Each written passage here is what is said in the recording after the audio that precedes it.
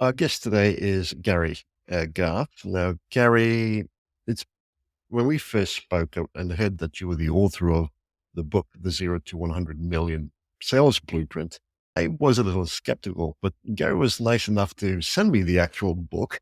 And with it came a planner, the Goals, Grit, and Greatness Planner, which I also have here. And I found the book to be a wonderful, tactical, insightful blueprint to sales. Now, you would think that with a title like that Gary would have a lot to share. I'm sure he does.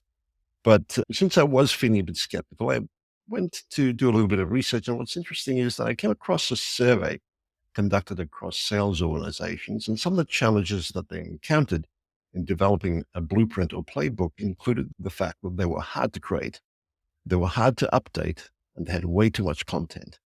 So how do we tackle this? And more importantly, is that enough to generate revenue on a predictable basis in our organizations? I'm hoping to dive into that and more, but in just a bit. Hello, and welcome to the Predictable B2B Success podcast brought to you by Sproutword.com. I'm Dane Ventures, and our guest, as I said, is Gary Garth. Now, Gary, you're the founder and CEO of Elevate.io, Great Dane Ventures, and Accelerator Platform.io. You are, of course, the author of the book, as I just mentioned. But really, at this point in time, you're leveraging your resources as a sales leader and angel investor, helping high potential startups go to market, scale, and become profitable via 360-degree sales and marketing support, incubator programs, advisory services, and proprietary technology engineered with the purpose of empowering entrepreneurs. Now, you've been an entrepreneur since 2002, I believe, and you've started and successfully exited 6 companies, including a large outbound sales call center, radio advertising networks, and an award-winning 8-figure digital marketing agency. Now, given this incredible resume, Gary, I'm sure you were asked several times to talk about your blueprint or help people with their blueprint, and hence that was the rationale for this book. But I'm curious, was there a particular incident or event that really highlighted to you the power of a sales blueprint? One event, not one per se, maybe a accumulation of a lot of events. So besides my own experiences, and you mentioned 6 quote unquote successes, exits, I've had at least 20 to 30 failed projects as well, added to my resume that I maybe don't broadcast that much, but I do.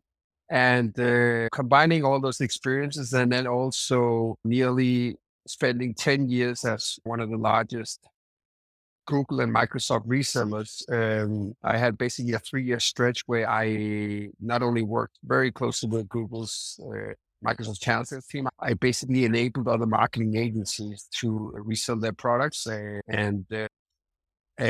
came in as trying to do revenue expansion, so grow the revenue per account by adding different products to the equation. We would do everything and anything that was needed in a white label format. So I would speak directly with the chief revenue officer, the CEOs when it was a smaller organization, or working with the sales managers. I would fly out and train. And it was almost 200 agencies over 3 years that I visited and trained. And you can start to see some patterns, combining that with your own and see that very few organizations had a sales playbook, a sales blueprint, a sales framework per se in place. It's very evident that the few that had it in place, they basically just took off. And what I see is like a lot of smaller companies where maybe you have a founder who has sales in the DNA, it's in their DNA, her DNA. They're very successful because they actually intuitively rolling out all these best practices. They have done all the right research. They have all scripts down. They have sequences built out for everything and anything. And they have a strong CRM compliance. They have a sales first kind of approach. But once you start scaling that, it's not necessarily you can scale that excellence. And that's where the sales blueprint comes into place, going from like a small one-man band operation, adding 10, 20, 30 employees. And then when you start going to the next layer, it is inevitable, basically. So I wanted to write a book that could go to the solopreneur to get things off the ground. I've also seen so many great products, companies, ideas, concepts fail miserably because they have developed a fantastic product, but just didn't have a solid go-to-market strategy. Maybe put all the eggs into a marketing agency for them to generate leads, and then Mm, essentially they ran out of cash. So it's both built for, hey, this is how you can launch bootstrap cost effectively. And then, hey, when is the time to add your first sales hire your first VP of sales, and then start scaling things potentially through resellers, through channels. So I cover basically everything because I felt there was a lot of great books out there. I probably read every sales book I could get my hands on.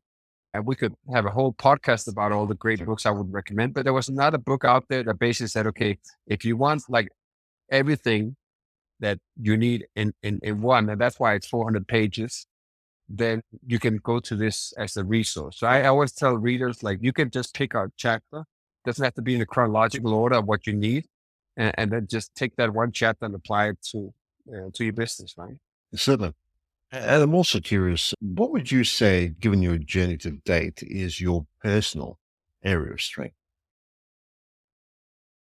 My personal strength, Area of strength, yes. yeah, and it was most certainly sales and marketing. I spent the last 50 years working very in depth with digital marketing, man, hundreds of millions of dollars in managed ad spends on an annual basis. And the last many years, I've been very much involved in CRM enhancements, basically tech enablement. And that's why I have a whole chapter in the book that's called The Significance of Technology at Scale. And like nowadays with AI and basically a sales tool and marketing tool, an app that comes out every week, it's so important to have everything integrated and have processes and everything that works effectively. Sales, marketing, and tech basically combined into one. That's my areas of strength, I would say. Okay. And in the area of sales, what would you say is something that businesses don't know but should? One thing, the metrics, that if I was to highlight one. How do you mean? What I mean by Yeah. that is, I get inquiries every day, or somebody wants to hire me as part of the advisory board or do some sales consulting or some sort of gig. And it's always, if we hired you, what could we expect this one how many extra clients can we get? Or what should our closing rate be? And so forth. And I'm basically then start to dive into, like in the chapter, in chapter 6, in God we trust, everybody else brings data. I basically put an emphasis on all these different sales metrics you need to measure religiously in order to optimize performance, right? Everything from your effectiveness of your email outreach campaigns to reply rates to meeting book to meeting upheld rate to how many calls go through to discovery call to capabilities overview to proposal stage. All those metrics across the board, understanding them is truly where you can allocate the limited bandwidth that you typically have as a sales leader, as a CEO or business owner towards what can make the biggest impact. So it all starts with just starting to have proper attribution, proper reporting, and measuring everything. And that typically comes with having a CRM that integrates with all pertinent sales and marketing tools and sources, and then configure it appropriately and then start asking the right question. Then typically you'll at least know where you can improve. For instance, if you are saying, okay, how can we get sales up? If your discovery to or demo to proposal rate ratio is very low, then maybe that's where we need to put in our efforts. Is our team properly trained on how to conduct the demo? Mhm. Is there a uniformed approach to it? What kind of information are they sharing? What questions are there? Is there proper linkage between the discovery call, qualification process basically, and the demo? For example, the other day I was with a client and somebody had signed up for for their software, and then they get this mandatory 15-minute call where they just calling to qualify them basically, right? And that's okay. But then that information didn't get passed on to the account executive properly. So the account executive was asking the same question. Now that just frustrates the Yep. fuck out of a prospect, right? So understanding all those metrics, and that's how you can optimize the process subsequently. You talked about integration and certainly making sure you understand the right metrics, etc.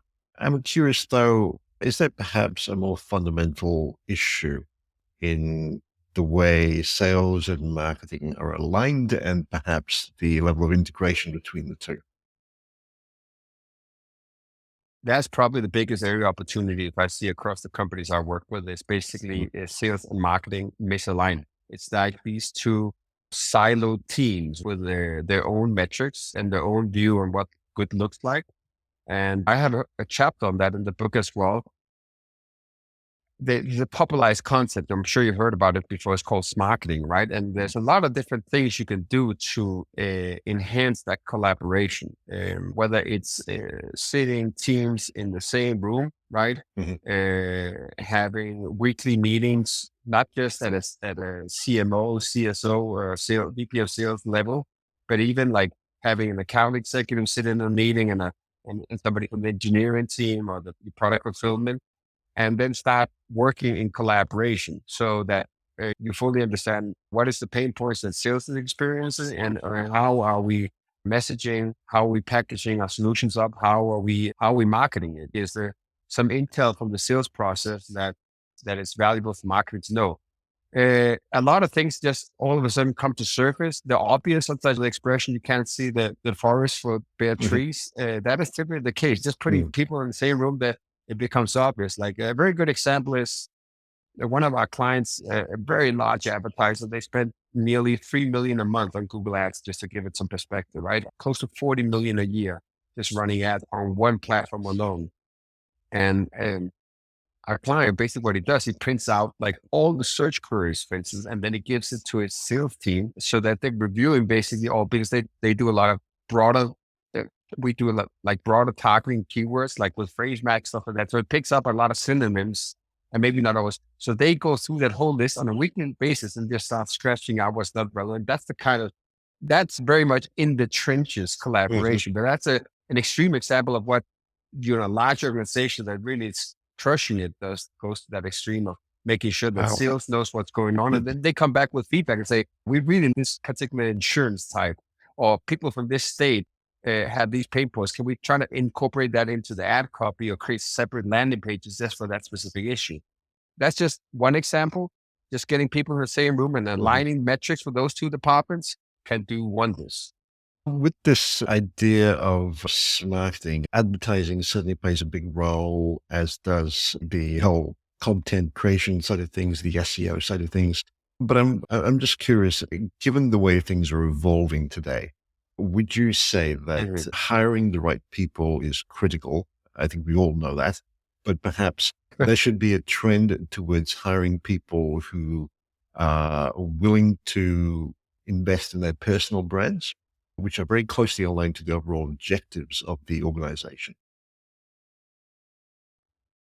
Totally. Maybe that's absolutely key, right? Mm. I refer to that great salespeople are made, not born. And I refer to that in the sense like when people are looking to grow a sales team, they very often they look at the competition, right? And they say, Mhm. okay, let's try to hire the best performing reps over there. Just because somebody was successful in one company doesn't mean they're going to translate that success over to you. You don't know what kind of operational support they had over there, how effective their marketing team was compared to yours. You don't know their strengths. Some are great at building rapport and closing deals at a high ratio, and other companies it's more volume game. Mhm. So there's all different strengths that you got to basically look at your organization, look at what defines a top performer. I have a list of 20 attributes that I say you should look for, right? Because everybody can get trained on a skill and learn it Mhm. if they have the right attitude. So that goes back to your point. Do they have the right Mhm. values in place? And you can get to that. You can identify that by just asking a little bit about their personal life or what have they attained, some tough scenarios. Where have they gained success? Are they very passionate? Because if they're passionate about certain things and they have excelled in one category, that can get translated. If you can spark that motivation with them from an organizational standpoint, create a career path trajectory for them to say, okay, if you attain XYZ, we can tap into your goals and you can maybe acquire this house you want, whatever it may be that motivates them. Mhm. If you can create a path towards that, they can certainly, they've demonstrated before that they can, you know, focus and work relentlessly towards achieving those goals. If you can just, so it's critically important. So I would say, in a nutshell, don't hire for experience, hire more for attitude and attributes. Mhm. And then, and when you hire them, and well, with one asterisk, you can't just hire with no experience and then throw them in the deep water. That's where the playbook comes into place, right? Right. Basically, you want to have a 90-day onboarding plan. Why do I say 90-day? Maybe it can be 60, maybe it has to be 180 days. I come with 90 days because basically it starts before they're hired. What kind of reading material? How can get acquainted with your company? Do they understand the mission, the purpose? You mean overall, why do you exist? A lot of Mhm. companies, especially nowadays in remote hires, that never get culturally connected with the company because you're not sitting in the same office. So it's so important to make sure that people are onboarded properly. Then do they get the right product training, right? Do make sure that they hit the ground running with scripts, rebuttals, snippet, the most effective email templates, understanding the market, the competition. Do you have battle cards? I put like a whole section about a whole long ass checklist you should basically prepare your reps with. And then you started going into creating mentoring systems. You have ongoing call feedback in place and you develop. And then after 60, 90 days, then you throw them out in the deep water. And basically having that in place, you have a uh, higher possibility of basically developing reps that are successful, but at the same time, getting them at an affordable rate. Because you and I know, we experience enough that if you go to your competition and you solicit the top performing rep, he's going to come, let's see what I want to move shit because I'm the king of the hill here, right? You're going to have to really take a deep dive into your pockets to care for that. I would way rather have somebody has the right attitude and attributes and then give them that skill set, right? Hmm. Oh, if I could put this in a slightly different way, would you say that these folk need to essentially be advisors? I think I read someone, I think it was Nate Nasrallah, who said that if your reps know enough about a client to almost be hired, then you're in a good position because they know your potential prospects so well that the ins and outs. But it's not so much about pushing for the sale as much as being this trusted advisor or becoming this trusted advisor to your clients and nurturing them over time. Well, would that be a good mind shift to have for lots of us? It's still, we still have this notion of always be closing and going in for the hard sale. Would you say that Yeah. being cognizant of that shift is really important? More important than ever.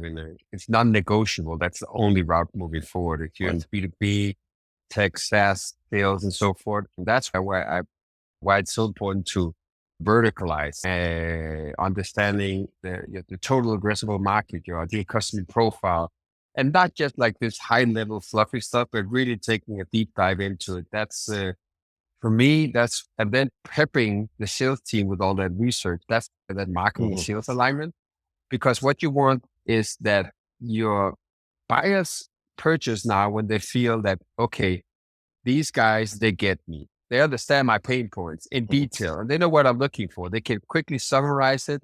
They can define objectives. They can break it down into certain milestones. They can create an onboarding plan that highlights exactly what needs to get done in order for us to attain success or the targeted destination. Mhm. Most sales reps, they just focus on, hey, here's what we've done for other folks, and here's how good we are, and here's how our market success and how many customers we have. And at the end of the day, the customer's like, yeah, but that's not me. Mhm. What do you know about me? What can you do for me? Becoming that advisor and that having a solid discovery process, right? And it starts before you even jumping on the call with them. Like the worst thing I know is getting asked annoyed questions or asked, listen, you can just open up our website and then you will find that information. So Mhm. again, that goes back to the sales playbook is that you have to have a process for this. Like one of my sales reps jumps on the call. It's required, like prior to that, we have already enriched the lead with all factual information. We know what kind of technology they're using because we've scraped the back end of the website. We know if there's any press releases about them. We know if they're advertising on which platforms, etc. We basically know all the fundamental information. We've connected with them on LinkedIn. We follow the company. We know what kind of announcements there is. So we can refer to a lot of information, a quickly build report and establish trust. Hey, these guys, they've done the homework. Mhm. Already now, they're going to lower the guards and be more open. And then you need to go into a process where you're asking intelligent questions. Before you start advising on things, seek to understand before you Mhm. basically want to get understood. Having a set of like intelligent questions that doesn't overlap again with information that is, accessible otherwise.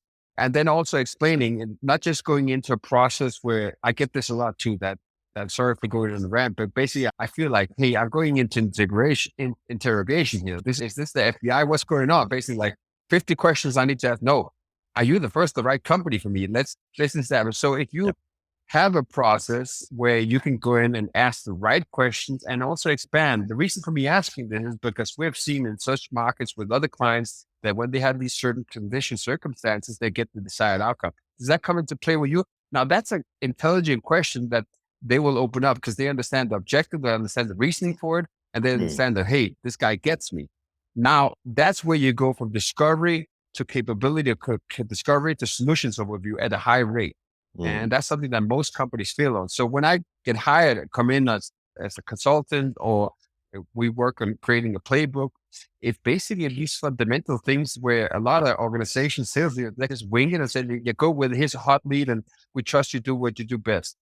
Instead of just mapping out, almost like you got to look at it like the film. You got to have SOPs for everything, even in sales. And that enables folks to go into becoming that advisory role, because otherwise, you can't just become an advisor without having the right framework and understanding of the market, the client, and the product, the solution, and the gaps that may be, right? Then you're just looking for that one in a million sales rep. No, you got to give them all that information and the framework that can operate. Then they can become advisors.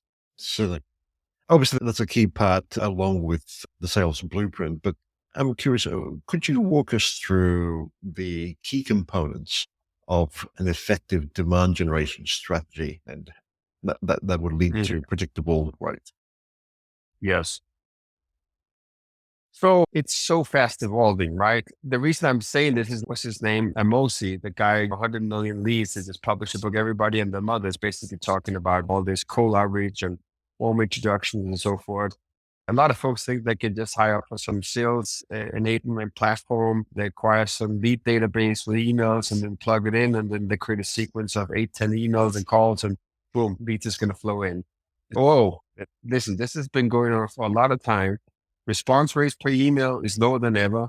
Delivery rates are tanking now because of sophisticated IP and email blocking software and protections. You really got to do your homework now. So for me, it's you basically, in order to have success now with demand generation, yes, you have to fully understand your market. And I would say you have to go into an account-based selling, account-based marketing kind of approach where you hit them up on multiple channels. So I'll tell you a little bit like what I see at work for a lot of companies. What we do, for instance, from a B2B standpoint, is like, if we identify a prospect that this is a company that fits the criteria for us, if we get to speak with them, they will become successful if they hire us. Okay, it's only a matter of time. I need to get on the radar. We start out by sending them a book, a copy of my book. No expectations, no nothing. It's just like, here, let's see if there's anything. I recommend XYZ chapter. After a couple of months, we send them, because we work with behavioral health. So I would send them, we have like a behavioral health like playbook, basically, that covers a lot. These are specific for that we send them. After a couple of more months, we send them the planner as well, try to get efficiency within the organization. So basically, we're sending them 3 gifts. In addition to that, we're inviting them to like events every 2 months. We do a monthly newsletter, and we're hitting them up with personalized emails, basically about 2 to 3 personalized emails, where it's not just a cookie cutter automated email sent out. It's basically where we have a data entry person look for 20 different criteria on the website, so we can customize an email, not using ChatGPT or something like that, saying, okay, here's something we identified. Is this relevant for us to have a conversation based on that? That's something that triggers high response rates now. So the reason for me saying that, it has evolved a lot over the last 6 to 12 months alone. Yes, in the past, you could buy a database with ZoomInfo or Apollo.io, whatever, enrich that information, put it into something like Outreach or Salesloft or whichever tool there is, and create a sequence that could generate. Now you have to do all those efforts. You have to do retargeting. You have to have IP tracking software in your website. So you create a really efficient process where you're hitting them from all angles. You email, you're calling them by adding value, inviting them to events, following up on a free gift. You have to invest in the people you want to speak with, basically. You can't just go, at scale. So that's how I see a lot of the things has evolved. And a lot of people that are struggling, they're just like, okay, let's buy more leads. Let's buy larger database. Let's expand into new verticals or new markets we haven't done before because it's not as effective. That is, that's basically you're going down, you're falling down into a hole that you're going to have a hard time climbing up. You have to evolve your approach in Right. terms of being effective with demand generation. Um, so often when I hear strategies like that, I also hear conversations around the conversion rates at Hmm. each point or each step. In today's day and age, is that a good way to look at this ABM approach, or should we really be just focusing more on how well are we nurturing and building the relationship with the individuals concerned? The latter. It's the Right. relationships that counts now. Yeah.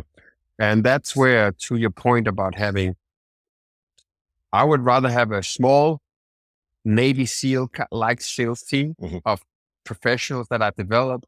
They have a strong digital footprint, to your point. Like, they are professionals. They take ownership of this. I work in this industry. This is what I do. This is how I help customers, and I understand. And because they can go out there and establish relationships. And you can obviously build the framework on how they can do that, because nowadays, especially with selling software systems, B2B, long contracts, high transactional value, it's just like for XYZ reasons, they might not just be in time to do business with you. So it's about nurturing them ongoing, staying on top of mind with them and building relationships, and often giving a lot before you can expect something in return. So Mm. for instance, that here in Elevate, we basically work in certain product categories. We even do 2 months of free work just to show them, here's how potentially it could look like. Here's how you can get an idea. You could go out and hire somebody else, but that will have this cost. Now you can do the comparison. And it's basically just to show them that, hey, okay, this is legit.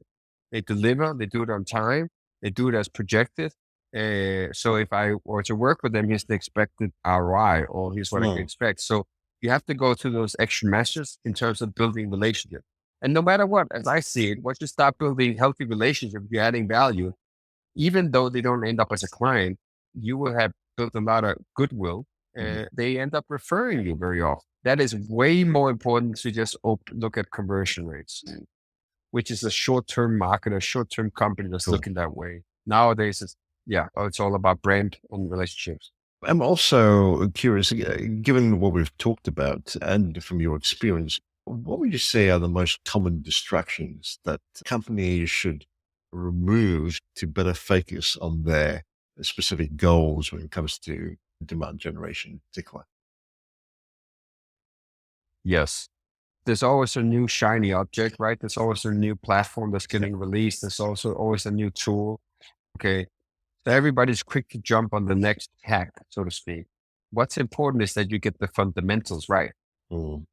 So it doesn't matter that you have a great email marketing tool or some tool that all of a sudden can enrich or identify certain events or something about your prospect. If you don't understand like your customers in the first place, you haven't done that research and you don't know how to message them, you don't know their pain points, you don't have a solution, you don't understand what your competitors are charging, you don't, all those fundamentals is not in place. Everything else is not going to have the desired impact. So Mm. I always tell them it's a little bit like if you play basketball, you got to learn how to dribble first. You know how to do a layup before you start going out to the 3-point line and dropping shots like Steph Curry, right? So it's freaking important just to get those fundamentals. Certainly. Like for instance, no, go ahead. I was just going to say that there's obviously a mind shift that needs to occur in all of these organizations. I'm curious, how would you say that organizations like yours, like Elevate Media, help in contributing to that mind shift? Is that embedded in the kind of outreach, the content, of the gifts that you send out? Is that embedded in the process, or is there an additional track, so to speak, that needs to be had along with the outreach that you've described?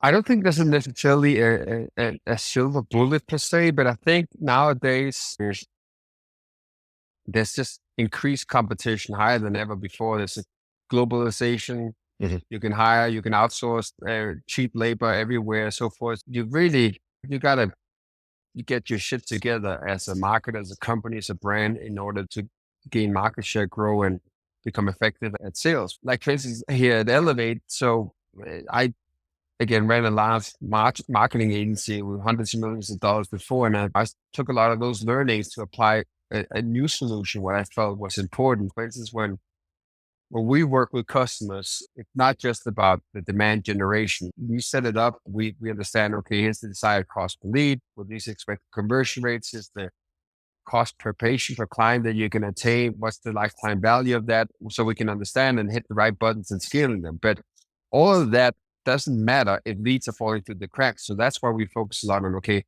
let's make sure you have the right call tracking software in place.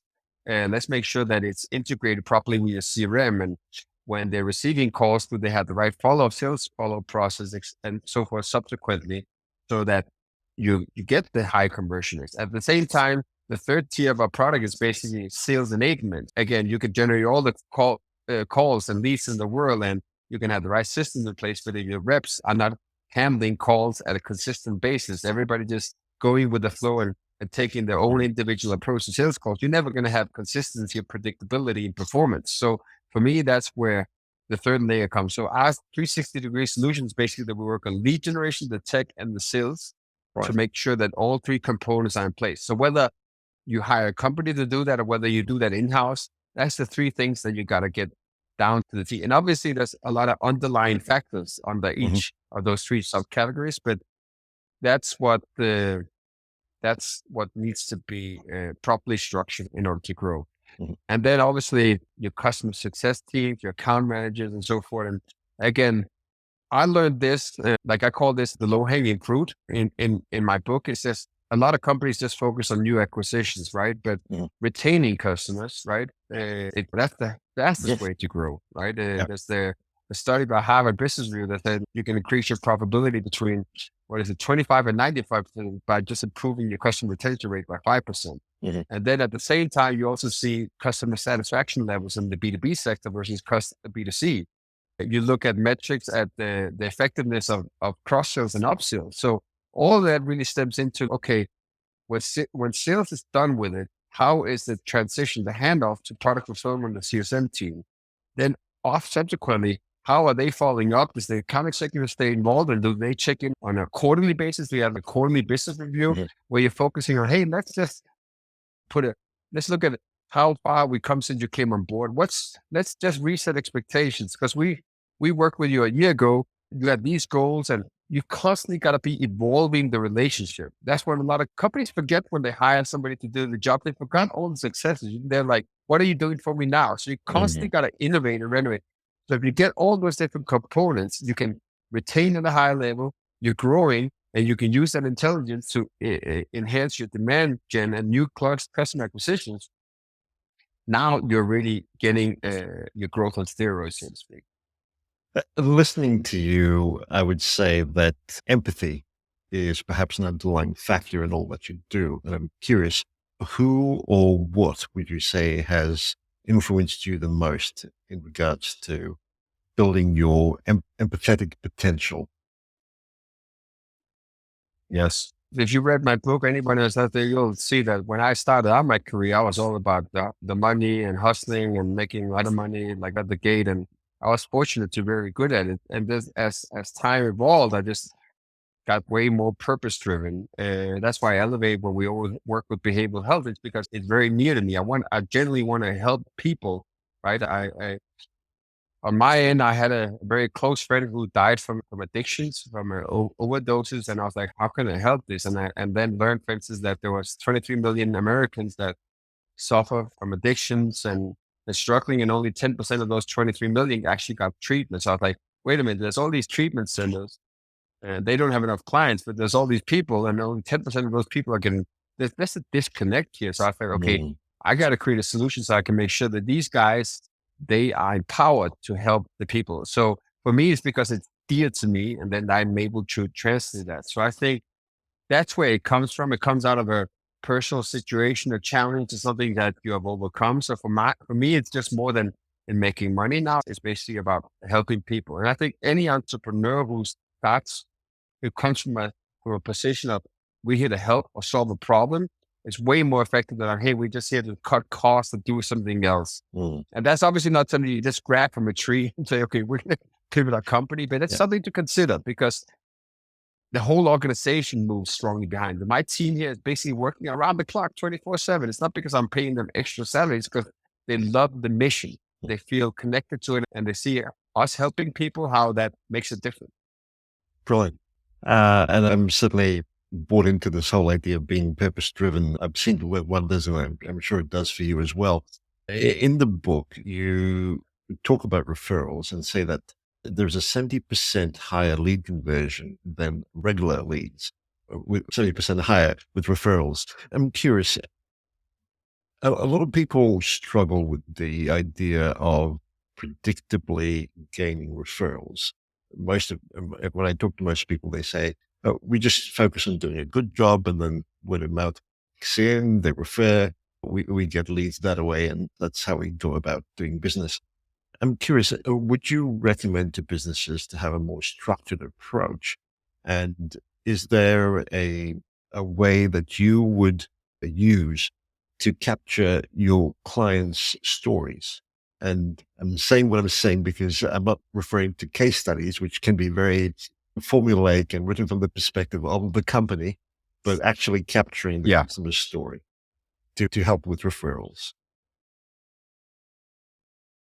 Yes, I think most companies come from a position that they just don't have a structured approach to how to ask for referrals and have a process around it. That's where it gets uncomfortable, that all of a sudden the sales manager, the CEO hears about referrals and then goes into the sales team and shouts about it. And everybody's a little bit confused. When should I ask about it? This is awkward. I don't want to sound maybe the client, but if you have a process in place to when are you asking for it? If performance hits these levels or these indicators occur, then you know how to ask. You've already done a bit of legwork. You've gone into the LinkedIn and identify some people that may be a good fit. And I say, would you mind making a recommendation only if you feel comfortable about it? Or when you're asking about it on a scale from 1 to 10, how satisfied and so forth, then would you feel optimistic recommending this guy? Or I have a favor to ask you. I would love if you could make me, if you just position it more and you empower your sales reps on like different ways to do it. It's a little bit like, you're just expecting somebody to, drive a car without any lessons. It's not going to happen. You're going to have a strategy and a structured approach to it. That's why I have a lot of information on that in the book, especially in B2B. It's so freaking powerful, right? Nowadays, clients spend thousands of dollars per lead in certain industries, right? Instead of just turn around and ask your satisfied customers referral, right? It's mind blowing. But it's a huge untapped opportunity for most companies, but it's because they don't have a strategy for it. Would you say that it's important, though, to capture these customer stories from their point of view, capturing the essence of their journey? Totally. That's when we talk about influencing deal success rate and this narrative. It's about being able to explain it in the voice of the customer. So like I start many of my sales calls out with like, this reminds me of Rich and his situation here. He was experienced XYZ, and not going into all these technical aspects as a case study. Like here's the problem statement, the solution. So it's more like, here's how it actually was. Breaking it down into the storytelling format. Huge, right? It's something that people can resonate with. They quickly get it. It's like a 30-second, 1-minute explanation, and they get it. Way more powerful than the case study. Absolutely. I'd like to bring our attention to another aspect that you cover in the book, which is that of channel sales. Now, I'm not sure everyone would be familiar with direct sales versus channel sales, so I'd love to get your take on it before we dive in deeper. Yes. Yeah. I'm a huge fan of channel sales. So this is previously in my early days in my career, I've basically been working for a lot of big brands and organizations. I start to learn that all the biggest companies, especially in tech, they all rely predominantly on channel sales to fuel their growth. I was blown away back some 10 years ago, first time invited to Google, and I learned that 75% of all the ad revenue, basically this monster of revenue, this huge company is coming through channel partners and the whole program they had. And then you start seeing SAP and Oracle and Microsoft. Everybody has that, right? Yeah. On how you can build that. It's easier said than done. But if you crack the code on channel sales, in other words, enabling other people to sell your product and solutions while protecting your brand and doing it in a sophisticated way, so there's no cannibalization, there's no conflicts, consistency, there's a lot of things you need to be aware of. But if you can crack the code on that, growth is beyond exponential. It's just building out a direct sales team is very effective if you're good at it, but it has its limitations. Whereas all of a sudden in enabling channel sales, and there's a lot of different ways. It could be like co-branded partnerships where somebody's like, this is the partnership. We are Microsoft authorized reseller. It could be in a white label partnership where you're basically giving people the product and they can put their brand and name for it, or it can be as affiliate referral agreements, right? There's a lot of different shapes you can do channel sales. Right. Whatever works best for your organization, if you get that done the right way, it can be very powerful. And then at the same time, and this is another problem statement I see often, is that people are, let's just do both. Let's both do direct sales and channel sales. And then there's a conflict, right? And people are fighting the same markets over the same customers or the same deals. And that can become a challenge as well. So it's something you have to carefully consider for your organization, for your company. Say, how are we going to benefit the most? How are we going to most cost effectively grow? And then tailor strategy for either direction or both directions if done properly. Could you share, based on your experiences, some good practices for companies considering a channel sales approach? Yeah, absolutely. Basically, you have to double down on, for instance, sales enablement collateral, right? So if you are all of a sudden expecting a partner, an independent company to sell your product and solutions, you got to make sure that they are educated fully on your product and platform. You got to make sure that they are adhering to your branding guidelines. And basically you almost want to set up like an independent, like a platform with collateral and all the information that you would want. There's tools for that. For instance, I think in the book I referred to a platform called Allbound, where you can basically manage your partners and what information they have access to. And you can continuously update them and send them notification there. You can also build it on Salesforce or something called Salesforce communities, where you give them, for instance, insights to like the clients that you work on together. It's in a joint CRM. They don't have visibility to other clients from other partners or your own database. That basically we just see the same information. So centralizing all that information, the collateral and so forth is the critical element. Then at the same time, training is instrumental, right? From my example of enabling other people to sell marketing products, right? Whether it's Google ads or YouTube ads, whatever it may be. If they're selling a third product, it could be a website agency that's very creative and they're used to having an entirely different flow with customers. And they're all of a sudden supposed to add your products to the equation. They can maybe set the wrong expectations with clients. They can provide the wrong information about the product, about the timeline, about the expected performance. So training them, educating them, making sure that you have subject matter experts in every single company. You basically have a train the trainer approach. You have identify a champion within an organization that you identify. All of that has to be structured properly and then have continued ongoing information. So very often when I used to do channel sales at scale, it would be like, I look at it basically as a partnership. We have monthly calls, we have a quarterly business review, this annual, we establish goals, as measurements, we fly out, we train them, we provide them all the information. That's really what gives the success. And it's not something that I invented. It was basically after working 10 years in depth with Google and Microsoft, some of the biggest organizations from a channel sales standpoint. I saw, here's all the best practices. Because I've also worked with smaller companies, smaller organizations where I've seen, okay, if you don't get all these fundamentals, then channel sales won't work. So there's a lot of roles, systems, processes, and collateral information that you need to start preparing in order to enable other folks to sell effectively for you. And in the book, do you provide a bit of a kind of a checklist for someone who's willing to put their teeth into it? Absolutely. So another reason you invest in your book. Follow that recipe, it will work for you. So there's obviously a lot to consider and put together in a systematic way. And I love the way you've done that in the book. I'm just doing a quick time check here.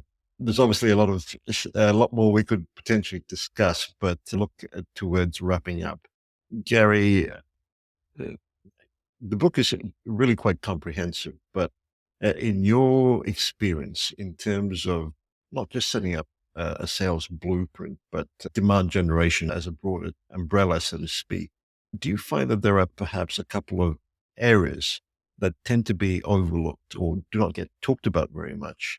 If so, what would they be? Yeah, certainly. I think it's predominantly about systems, tracking, attribution, and then also hiring and training. If you get those things right, you're a long way.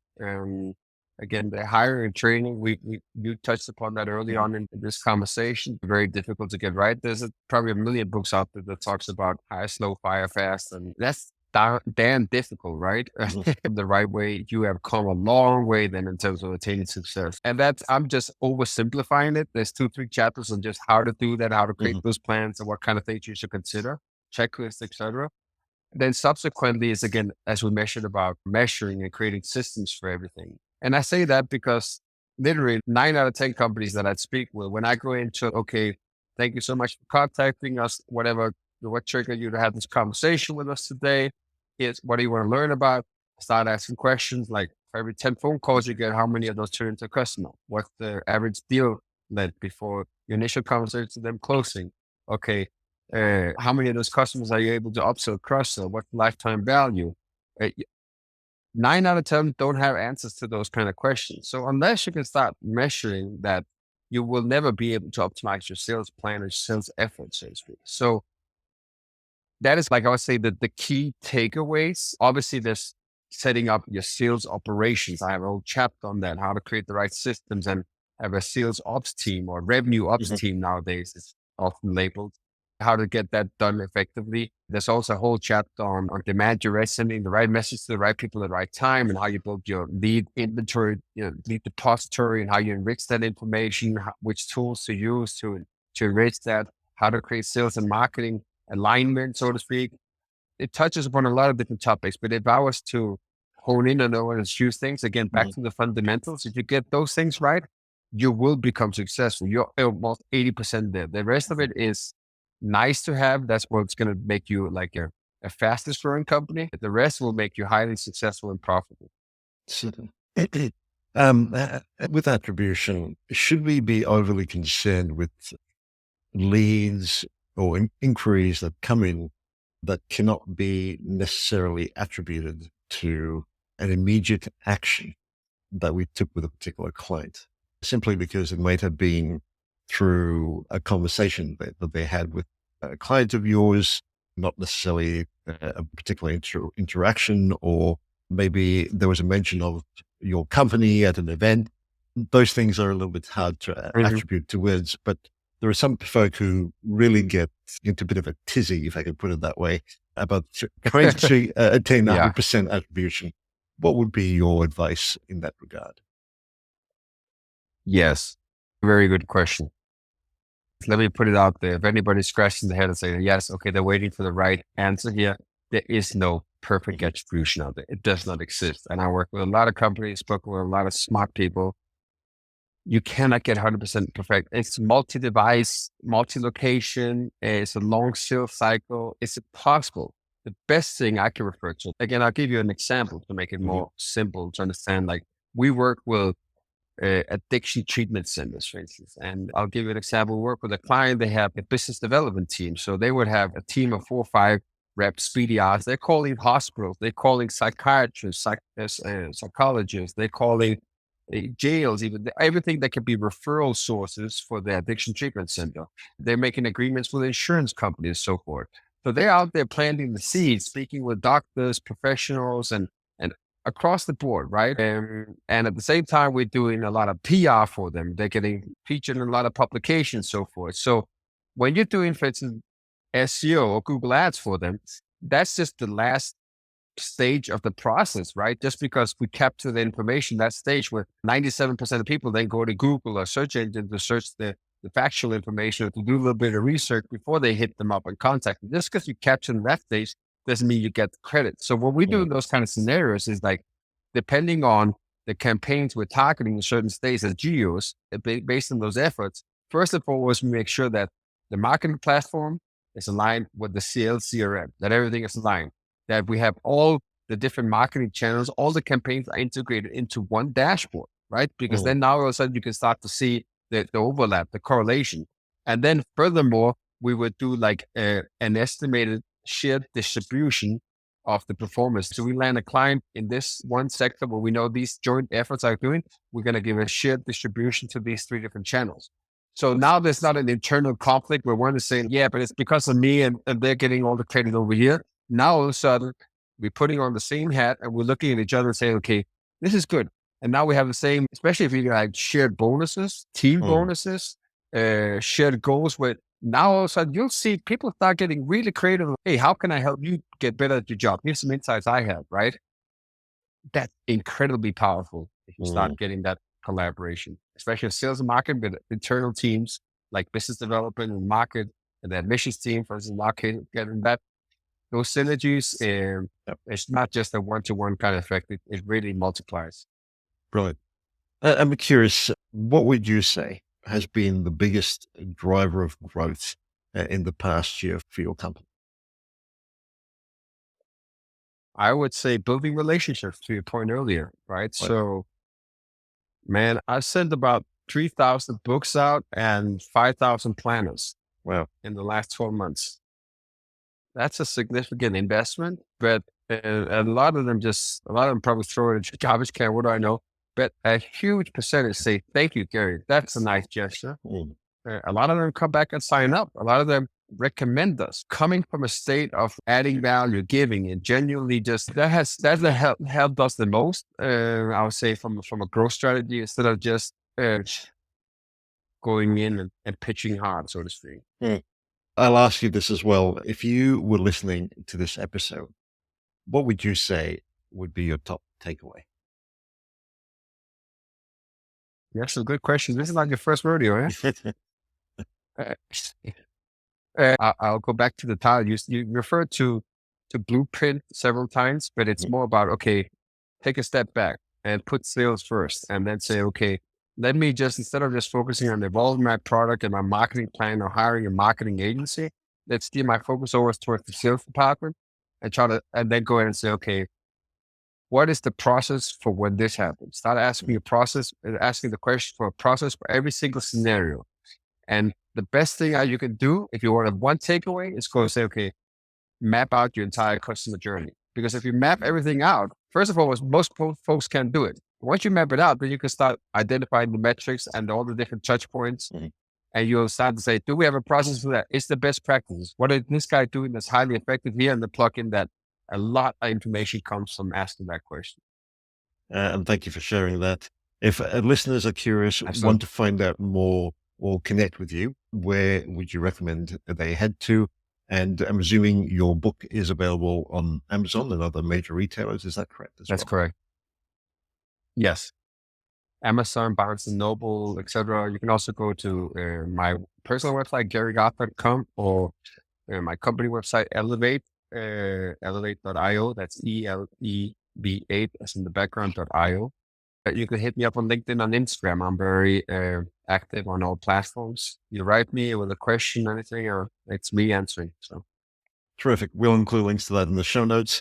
Gary, this has been brilliant. Thank you so much for sharing. my pleasure. Thanks for having me.